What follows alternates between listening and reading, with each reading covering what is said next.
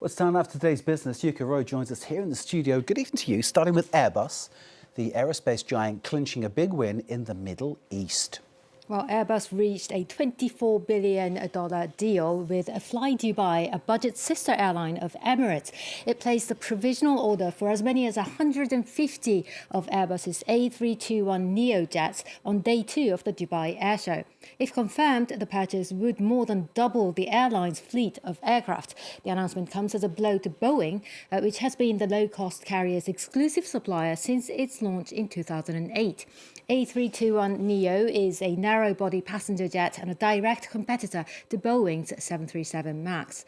But the US plane maker also booked a massive order this week from Emirates that wants to buy 66 more of its 777X jets worth $38 billion. The UAE's flag carrier is looking for a replacement for its fleet of double-decker Airbus A380s, as the model has now been discontinued.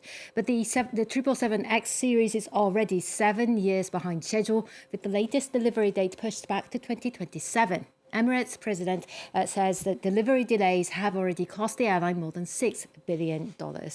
Meanwhile, a major trade fair focusing on security and defence has begun here in France.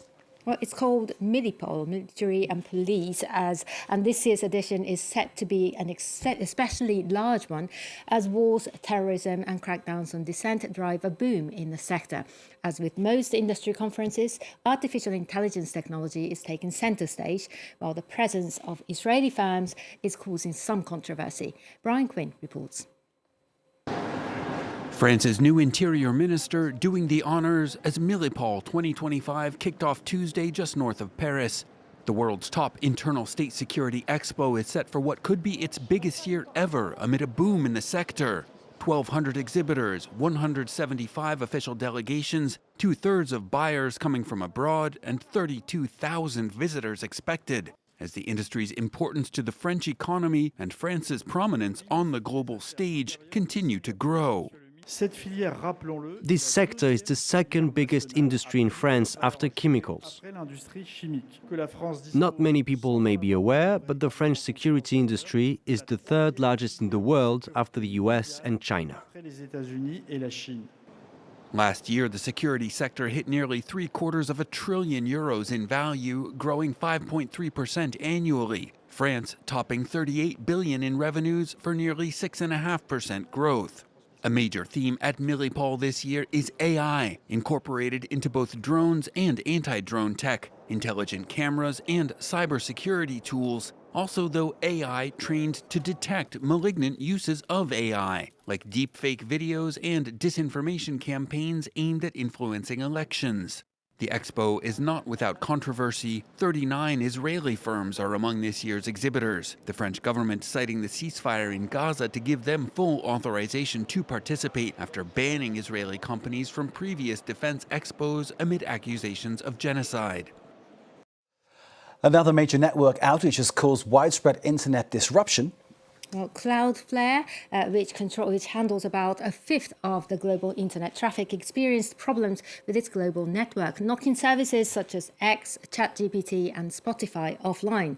Much of the services were restored fairly quickly, and Cloudflare ruled out a cyber attack. But it's just the latest in a string of similar incidents. Last month, an outage at Amazon's AWS cloud service affected millions of internet users, followed by another at its rival Azure by Microsoft. Last year, a faulty update issued by cybersecurity service CrowdStrike triggered a global IT meltdown affecting sectors like civil aviation, healthcare and banking.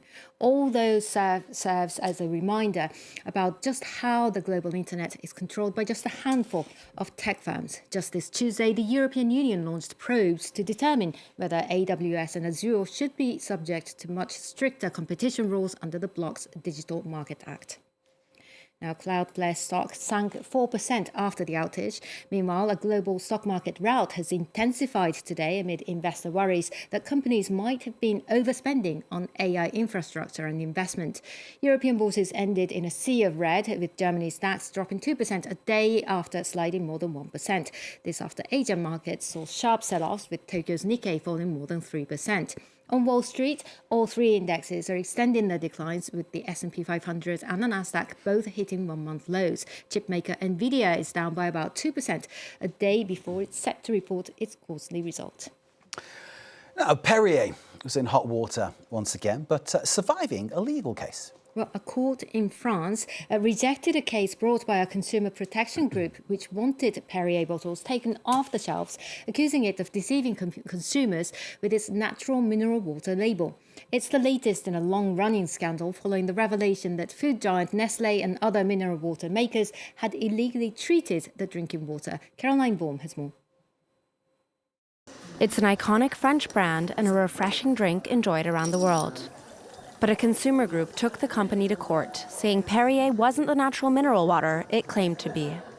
We need to be able to distinguish whether a bottle contains treated water or water that is pure in its original state. That's why we need traceability.